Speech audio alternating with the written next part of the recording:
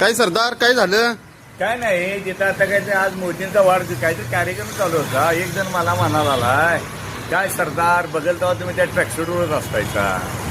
मग बाळ म्हणलो काय झालं? अरे मी बोललो मी नेता नाही, मी साधा कार्यकर्ता आहे बाळ. आणि नेत्यांनीच पांढरे कपडे घालावे असं कुठले लिस्टात दिले. मग ते योगीराज मुख्यमंत्री आहे ते भगवे कपडे काय घालतात? तर त्यांचा त्याग आहे, तसा आमचा पण खेळात बाळ त्याग आहे म्हणतो. आम्ही खेळासाठी भरपूर केलं आणि खेळात ना आम्ही मोठं झालो हे आम्ही विसरत नाही. हल्ली काय झालं, माणूस मोठं झाल्यावर मग सगळे विसरते. आणि हजारो बरोबर आहे का नाही मला सांग. आणि मन स्वच्छ पाहिजे, कपड्यावर असते काय सगळे.